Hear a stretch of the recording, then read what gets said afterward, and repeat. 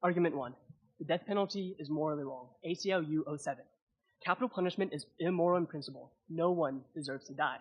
When the government metes out its vengeance disguised as justice, it becomes complicit with killers in devaluing human life and human dignity. In civilized society, we reject the principle of doing to criminals what they do to their victims. The penalty for rape cannot be rape, or for arson, the burning down of the arsonist's house. We should not therefore punish the murderer with death. Capital punishment is a barbaric remnant of uncivilized society. On to argument 2. The death penalty does not bring closure, and it hurts victims' families more than help them. LA Times 17. Death penalty advocates argue that having another body in the ground evens the score or lessens the loss, or at least gives the tragedy a dramatic final ending. The extraordinary, long, lengthy delays in conducting a capital murder trial, followed by the extensive appeals process, means that the decades can pass between a murder and an execution if the execution happens at all. That moment of closure is elusive, and the drawn-out process means that families often wind up reliving the trauma over and over again. Relatives of the victims of the Scott DeCry's horrific 2011 beauty salon attack in Seal Beach are learning the torturously long legal process. Tom Stretz, whose stepdaughter was among the murdered, described his emotions. It's miserable. There are no words.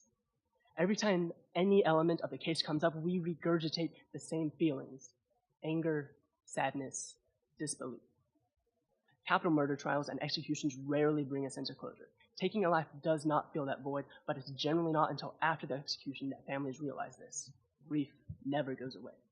And on to argument 3. The death penalty does not deter crime rates. Studies show that states without the death penalty have lower murder rates. ACLU 15. National Research Council reviewed more than 3 decades of research and found no credible evidence that the death penalty deters crimes. The murder rate in states with the death penalty is 4.7, while the murder rate drops to 3.1 in states without the death penalty. On to argument 4. The death penalty is more expensive than life in prison without parole. O'Hanlon 13. The average death penalty case costs $3 million to prosecute, compared to the $1.1 million for cases of life without parole. Don't let our opponents say that death penalty is morally correct, because it is completely immoral. The death penalty is nothing more than a barbaric conclusion to a dramatic tragedy. The death penalty does more harm than good to families, because the families are constantly reminded of the tragedies that they were forced to endure. The death penalty has done nothing to help solve murder rates, and the death penalty is a waste of all of our money, because it does nothing but destroy society. If you value life and believe that killing is bad for any reason, you need to be voting for the affirmative. The Latin phrase, quod recta ration fecit nec explanatura, translates to what is logic is ultimately correct. Now, my partner, Mr. Wallace, and I stand here today before you all in the firmest negation of any notion that the death penalty should be abolished in the United States. And we base our stance off of 2 main points of argumentation. First, considering the facts, and second, looking at the cost analysis contrary to our opponents just tried to bring up. But first, I urge us all to consider the purpose of the death penalty, as quoted, to incite a stigma of fear in the minds of capital crime criminals. In a sense, it's to deter capital crime rates targeted at people who, for instance, take the life of their 5-year-old child, or commit mass murder and carry out inhumane atrocities. Consider the facts. As the United States Department of Justice and the Federal Bureau of Investigations find in a report from 2017 that in the 1990s, death penalty executions were at its highest. And in the same regard, average of 98 executions per year were carried out. However, in this finding, contrary to what our opponents attempt us to believe today, this report finds that from 1993 to 2017, on a nationwide basis, capital crime murder rates fell 74%. Executions dropped to an average of 25 per year. The result of the death penalty since that time is the preservation of humanity on a mass scale in the United States. It has been successful in deterring capital crime rates. Just to point out, my opponents brought up a state-by-state basis. However, this evidence by the Department of Justice points to the United States as a whole, confirming our stance and furthering a ballot in favor of the negation. And contrary to our opponents, a cost analysis, according to the DOJ, says that the average cost, across the country to execute these inmates on the death penalty is $1.2 million. And keep in mind, these executions are at an all-time low in the status quo, so the total price across the nation is relatively low. But compared to that, an average of $3.5 million for the cost of life in prison.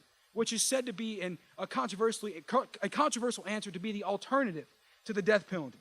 See, even in this regard, from an economic standpoint, the regard values taxpayer money as a whole across our country, which further justifies the need to continue and uphold the death penalty across the United States. As a nation, we must uphold this stigma to protect our people from the hands of atrocity that plague the well-being of life for the masses. At the end of the day, what is logic is ultimately correct. Today, let your decision be based off of a firm understanding of reality and not emotional appeal under false interpretation. And in terms of freedom for the masses, take into account the words of President Kennedy when he said, "The cost of freedom is always high, but Americans have always paid it.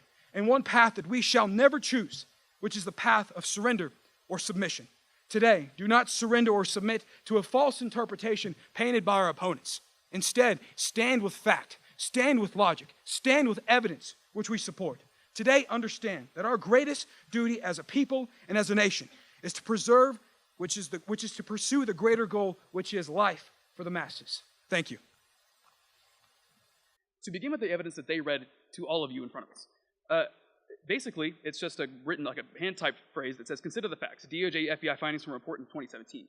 1990's death penalty executions were at its highest, average of 98 executions per year. From 93 to 2017, capital crime rates fell 74%. It provides no logical basis or logical link from a creation of a deterrence effect that they talk about. They claim that they need to create a stigma around murder, saying that, oh, you will die if you commit a murder. However, their own evidence suggests no link there. It only claims that when the murder rates were the highest, the crime rates were higher than they are now. When the death penalty rates were higher, the crime rates were higher then. Since then, since we have less executions now, as they claim in their own speech, and we also have less crime now, it's logical to assume that the death penalty is correlated with an increase in crime. And then their other argument was about the economy and how it costs more money now to house a prisoner than it does to execute them. However, that's entirely untrue. Our own evidence, the ACLU evidence, gives a veritable number. The chemicals required to carry out a lethal injection alone cost $2.7 million to produce, and that's just for that one chemical, not accounting for the housing for the 8 to 15 years it requires for a death penalty for a death row inmate. So all of their arguments against our case here are basically founded in flawed data analysis. Right? We can see that their own evidence provides no causation, provides no link between the claims they make, so you have to assume that the death penalty is either not correlated with crime, or, as in our case, death penalty actually increases crime rates. And I'll go more into that now. So to summarize all the arguments we make, the death penalty is entirely immoral. Punishment for violence should not beget more violence. The practice is ancient, barbaric, and net harmful to everyone involved. On a more pragmatic note, execution of a prisoner costs more than housing the same prisoner for life. The chemicals required to carry out a lethal injection alone cost $2.7 million to produce. And executing prisoners creates even more grief for the family of both the perpetrator and the victim. It takes so long to execute a death row inmate that families are forced to relive the negative emotions associated with the act for an extended period of time, on top of the guilt that many face after the execution is carried out. Essentially, our opponent would have you believe that justice is eye for an eye. And as we all know, eye for an eye, and sooner or later the whole world goes blind. Thank you.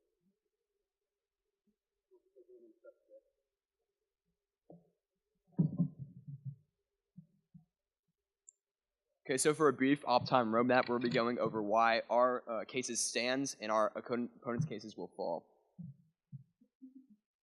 Renowned writer Lawrence J. Peter once said that against logic, there's no armor like ignorance. While our opponents argue the great emotional standpoint of their arguments and how that emotion affects their viewpoints, we simply value logic and facts and what is real and what is affecting our nation today. Furthermore, we're analyzing what is going to affect our nation in the future and what is best for the safety and prosperity of this great nation. We want to go over again the economic status of this issue. The DOJ reported the cost of execution is $1.2 million, while the cost of life in prison without parole is around $3.5. And they were simply saying that there's no analysis on that, but simply being we don't need an expert opinion to tell us what cost is better and what is more cost-effective and effective in the long run for this nation. Simply being we're looking at the statistics, we were looking at what is true and what is logical. Next, the Cato Institute said that prison murder rates in California, a state with the abolished death penalty, says that 58 murders per capita are effective in prisons right now. Not to mention 212 assault cases per capita and 42 sexual assault charges within these prisons that don't have the death row, that don't have the death penalty. Simply being that my opponents say that the death penalty is murder, that capital punishment is murder. Simply being it is more than just that. It's a policy, and an effective one that I might add. It's an effective policy that has changed the safety of this nation through the mid-90s to now, with a 74% decrease in murder rates and a 74% decrease in death row executions. Not to mention, death row sentences are decreasing steadily because of the effective negative stigma of the death penalty. Simply being, it's a policy that affects change. So to go back to what my partner said, quod recta rachin facit deniqua explanator. What is logic is ultimately correct. Today we must look to logic.